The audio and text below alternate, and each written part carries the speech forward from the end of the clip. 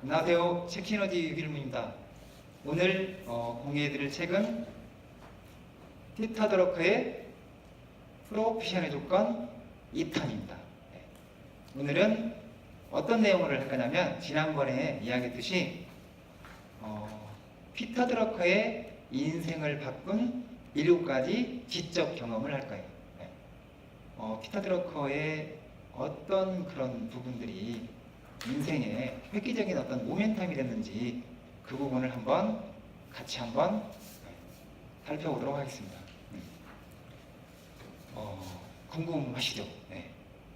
첫 번째 경험은 여기 이제 155페이지 나와 있는데요. 어떤 거냐면 인생을 바꾼 7가지 시적 경험이라고 이렇게 나오거든요. 이렇게. 근데 첫 번째 경험은 뭐냐면 목표와 비전을 가져라 이렇게 이야기하거든요. 근데 이렇게 목표와 비전을 가지게 된 계기가 있었대요. 어떤 계기가 있었냐면 피터 드러커가 어디에서 근무를 했냐면 18세에 면제품 어떤 수출회사 이런 회사에 견습생으로 근무를 할 때 공교롭게도 시간이 여유가 많이 있어가지고 일주일에 한 번 정도 오페라를 관람을 했다는 거예요. 근데 어떤 오페라를 관람했냐면 베르디. 그러니까 주세페 베르디라는 위대한 작곡가의 어떤 그런 오페라를 보게 됐는데 제목은 폴스타프예요. 그런데 그 오페라를 보고 막 너무 깜짝 놀란 거예요. 감동을 한 거예요. 그래서 도대체 이게 누군지를 이렇게 계속 서치도 해보고 검토도 해보고 했는데 이 폴스타프를 작곡한 그 베르디라고 하잖아요. 베르디가 이 폴스타프를 작곡할 때 80세의 나이에 이것을 작곡했다는 걸 알았대요. 근데 중요한 것은 뭐냐면 그 기사를 읽으면서 깜짝 놀란 게 뭐냐면 어떤 그 기자가 인터뷰한 내용이 있더라는 거예요. 아니 도대체 당신은 19세기 오페라의 최고의 작곡가인데 왜 지금도 굳이 힘든 오페라 작곡을 계속하냐 이렇게 물어보니까 베르디가 이렇게 대답을 한 거예요. 음악가로서 나는 일생 동안 완벽을 추구해왔다. 완벽하게 작곡하려고 애썼지만 하나의 작품이 완성될 때마다 늘 아쉬움이 남았다. 때문에 나에게는 분명 한 번 더 도전해볼 의무가 있다고 생각한다. 네. 이 기사를 읽고 나서 피터 드러커가 너무 깜짝 놀랐다는 거예요. 완벽한 건 없는 거구나. 지속적으로 뭔가를 하면 계속 정진하는 게 중요한 거구나. 80세의 베르디가 이런 마인드를 가지고 움직였다니 나는 내가 이 베르디를 계속 뭔가 인생의 이 교훈을 길잡이로 삼아야겠구나. 그렇게 하면서 항상 목표와 비전을 가지고 움직였다는 거예요. 첫 번째는 목표와 비전을 가져라 이런 얘기고요. 그 다음에 그 피터 드러커의 두 번째 경험은 뭐냐면 신들이 보고 있다 이런 이야기거든요. 근데 이것은 어떤 책을 읽다 보니까 고대 그리스의 위대한 조각가 페이디아스 사례가 나온 거예요. 근데 이 사례가 어떤 거였냐면 2400년이 지난 지금까지도 어떻게 보면 파르테논 신전의 지붕에 이 작품이 사람들의 많은 어떤 그런 그 감탄을 잘하고 있는 그런 작품이잖아요. 근데 오늘날까지 서구 미술 역사상 최고의 걸작으로 손꼽힌대요. 이 페이디아스 작품이. 그런데 어떤 책 속에 사례가 있었냐면 이분이 이제 페이디아스가 작품을 다 만들었는데 거기에 있는 아테네 재무관이 이 작품들을 지불하는 것을 거절했대요. 왜 그러냐면 아니 조각들은 신전의 지붕 위에 세워져 있고 그 다음에 신전은 아테네에서 가장 높은 언덕 위에 위치해 있다. 따라서 사람들은 뭔가 조각의 전면부밖에 볼 수가 없다. 그런데 또 당신은 우리에게 조각 전체가 예를 들면 우리가 볼 수 없는 뒤쪽에 있는 조각 작품 한 것도 당신은 우리에게 비용을 청구했다. 이거에서 어떻게 생각하냐. 나는 그래서 지불할 수 없다고 생각한다. 이렇게 이야기했다는 거예요. 그러니까 페이디아스가 이렇게 대답한 거예요. 당신은 틀렸다. 당신은 보지 못하지만 하늘의 신들이 볼 수 있다. 이 이야기를 보면서 깜짝 놀랐다는 거예요. 그러니까 어떻게 보면 사람들이 어떤 눈치를 보고 사람들이 어떤 그런 이목이나 이런 거, 겉보는 거 이런 것만 생각하지 말고 안 보는 데서 안 보이는 것도 얼마나 중요하다면, 보이지 않는 것도 중요하다면 이런 어떤 그런 교훈을 이 두 번째 이 작품에서 이 페이디아스 사례에서 보고 나서 그것을 계속 열면 삶의 어떤 교훈으로 가져갔다는 거예요. 그 다음에 세 번째 경험은 뭐냐면, 세 번째 경험은 끊임없이 새로운 주제를 공부하라, 이거예요. 저도 이제 개인적으로 피터 드러커를 제일 존경하는데요. 가장 진짜 좋아하는 것 중에 하나가 저도 그건 같아요. 매해 들면 3, 4년마다 주기적으로 새로운 주제에 대해서 공부를 했던 것 같아요. 뭐 예를 들면 여기 책 속에도 나와 있지만 통계학이랄지 아니면 중세 역사랄지 일본 미술이랄지 경제학이랄지 이렇게 3, 4년마다 계속 뭔가 연구하고 공부하고 그렇게 하고 거기에 관련된 책들을 몇백 권을 보고 또 거기에서 멈추지 않고 거기에 관련된 책을 저술하고 그리고 직접 코칭도 하고 강의도 하고 이렇게 계속 주제를 바꿔서 공부를 했잖아요. 그러면서 그 마음의 지평, 지식의 지평을 계속 넓혔던 것 같아요. 그렇기 때문에 세계적인 어떤 많은 리더들, CEO들 이런 사람들의 어떤 그런 구루 역할을 하고 멘토 역할을 하지 않았나 그런 생각을 한번 해봅니다. 그리고 네 번째는 뭐냐면, 네 번째는 자신의 일을 정기적으로 검토하는 게 중요하대요. 이것은 주요 언론인이라고 생각하는 어떤 한 편집장이 있었는데 그 편집장하고 같이 근무할 기회가 있었대요. 근데 이 편집장이 1년에 2번 정도 해서 아주 타이트하게 이걸 막 뭔가 검토를 하는 거예요. 어떤 검토를 하냐면 당신들이 잘한 일에 대해서는 칭찬을 하고 그 다음에 잘하지 못한 일에 대해서는 비판을 하고 또 앞으로 할 일에 대해서 또 이러면 써내라고 해가지고 또 이제 그것을 또 안 한 것에 대해서 집중적으로 또 그것을 같이 토론하고 이러면 그렇게 하면서 이게 이 피터 드러커한테는 계속 오랫동안 이게 기억에 남았대요.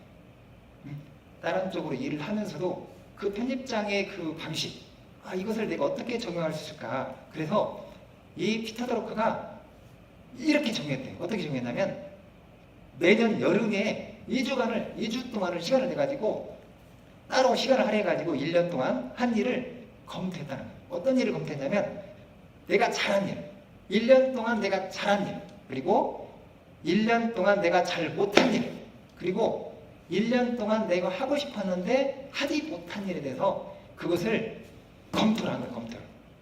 그리고 이제 이것을 뭐 마케팅이나 아니면 컨설팅, 저술, 강의나 아니면 이런 코칭 쪽에 그것을 활용했다는 거예요. 그리고 그러면서 우선순위를 어떻게 가져갈지를 정하고 움직였다는 거예요. 매년 여름에 2주 동안 시간 내가지고 온전히 2주 동안 시간을 내서 그것을 내가 계획한 일에 대해서 잘한 거, 그 다음에 잘못한 거, 그 다음에 하지 못한 것에 대해서 집중적으로 하면 그것을 검토를 했다는 거예요. 그리고 다섯 번째는 뭐냐면, 다섯 번째 경험은 새로운 일이 요구하는 것을 배워라. 새로운 일이 요구하는 것을 배워라. 이 의미가 어떤 거냐면, 기존에 내가 옛날에 만약에 1막에서는 어떤 일을 했어요. 예를 들면 뭐 은행 일을 했어. 그 다음에 2막에서는 새로 뭔가 강사를 하고 있어. 그러면 1막에서 했던 그것도 물론 중요하지만 지금 현재 하고 있는 일 쪽에 이게 새로운 일이잖아요. 그러니까 그것에 대해서 집중적으로 내가 시간을 할애를 해가지고 그것을 배워야 한다는 거죠. 정확히 배우고 그 다음에 확신해가지고 움직인다는 거죠. 이 피터 드러커는 사례가 나오는데 증권분석사로 일을 했을 때요. 그리고 또 이제 다음에 바로 이어서 은행의 수석비서로 근무를 했는데 다행히 이제 그 시기에 창업자를 만난 거예요. 근데 창업자가 이렇게 이야기합니다. 자네는 바보다 이러면 어리석다. 왜 그런지 아느냐 알면 응? 나는 자네가 보험회사의 증권분석사로서는 일을 썩 잘했다는 것을 알고 있다. 그러나 새로 증권분석 업무를 만약 자네가 증권 업무를 계속 받았다면 우리는 자네를 이리로 데려오지 않았을 거다. 지금은 뭐 하고 있는 거냐? 지금 은행 쪽에서 지금 수석 비서를 하고 있는 거 아니냐? 그러면 옛날에 증권문사 시절에 하던 것처럼 지금도 일하고 있는 것은 잘못된 거 아니냐? 지금 자네가 무엇을 하는지 한번 생각해 보게. 다시 말해, 자네의 새로운 직무에서 효과적인 사람이 되려면 무엇을 해야만 하는지를 생각해 보게. 과거에 있던 일을 지금 이제 잊어버리고 그러면 지금 하고 있는 일 쪽에 이르면 몰입해서 네가 정확히 지금 뭐 하고 있는지, 지금 자네가 무엇을 하는지 한번 생각해봐라. 그리고 자네의 새로운 직무에서 효과적인 사람이 되려면 도대체 당신은 무엇을 해야 하는지 한번 생각해봐라. 이렇게 이야기를 할 때 여기 책 속에 그대로 한번 읽어보면 화가 머리끝까지 났대요. 그렇지만 그 창업자의 말이 옳다는 것을 인정하지 않을 수 없어요. 그래서 피터 드러커가 행동법칙화 하는 일을 완전히 바꿨다는 거예요. 그러면서 이렇게 질문해요. 새로운 일을 맡은 지금 내가 효과적인 사람이 되기 위해서는 무엇을 할 필요가 있는가? 이렇게 계속 질문을 했다는 거예요. 자, 그런 이야기가 나오고요. 그 다음에 이게 이제 5번째잖아요. 그 다음 6번째는 뭐냐면 피드백 활동을 하라. 이 피드백 활동을 할 때 하나의 핵심이 뭐냐면 피터 드러커가 근대 유럽의 역사, 그 다음에 뭐 15, 16세기 역사를 걸쳐서 3년 동안 연구를 했대요. 근데 거기서 깨달음 얻은 게 뭐냐면 거기에 그때 활동했던 리더들이 중요한 의사결정을 할 때마다, 예를 들면 어떤 중요한 의사결정을 할 때마다 자신이 예상하는 결과를 기록해 뒀대요. 그러고 난 다음에 그리고 9개월이나 1년이 지난 뒤에 자신이 예상했던 결과를 비교해갖고 피드백을 할때 피드백.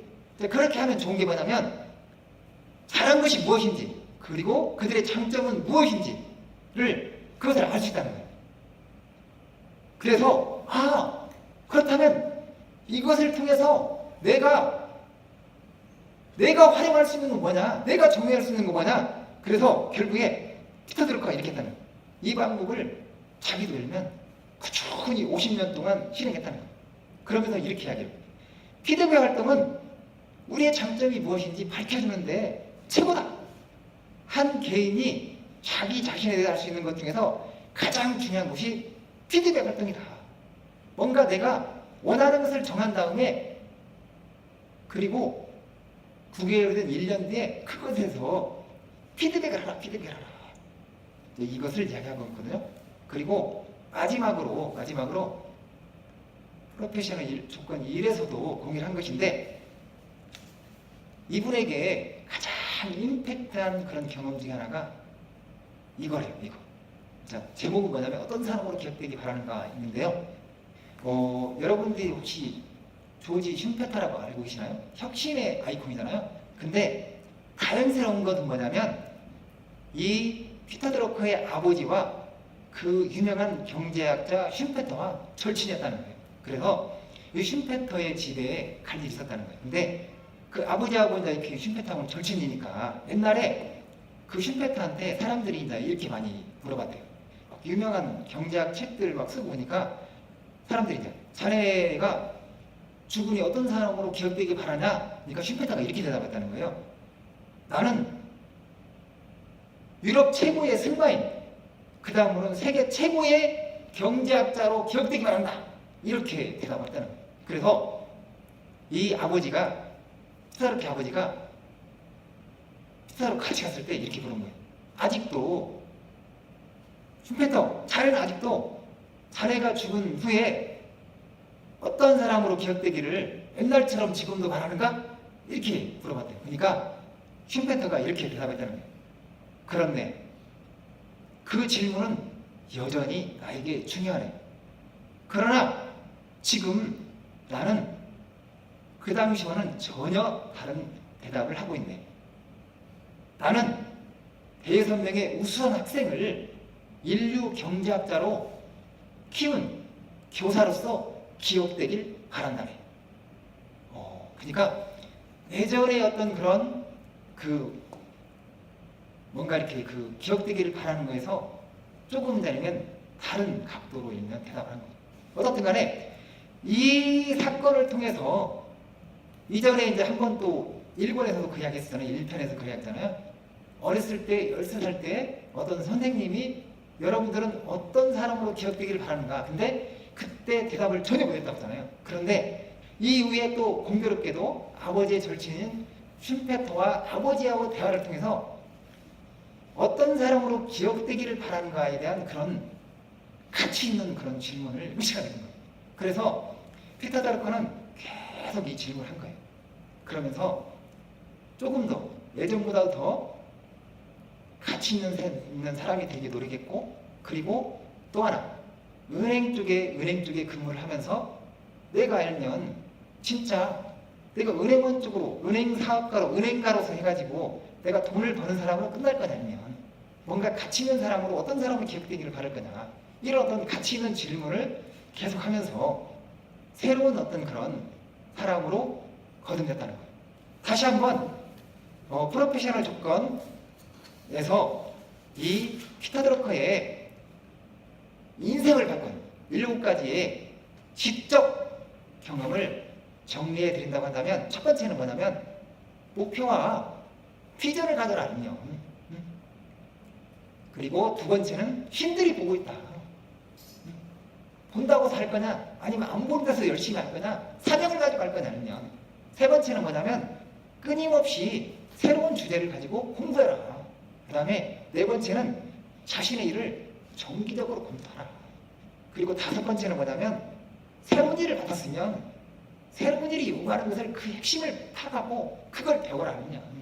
그리고 여섯 번째, 피드백 활동을 하라. 피드백을 엄청 강조하잖아요. 피터 드러커의 최고의 강점 중에 하나는 피드백인지도 몰라요. 그리고 일곱 번째는 뭐냐면 어떤 사람으로 기억되기를 바라는가.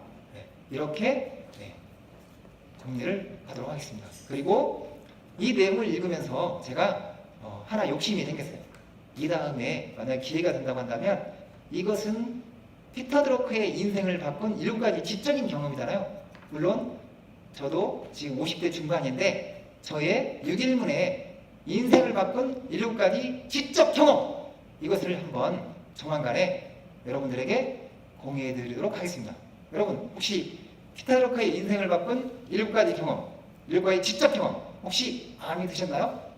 마음에 드셨다고 한다면 구독 버튼 그리고 좋아요 눌러주시면 감사하겠습니다. 감사합니다.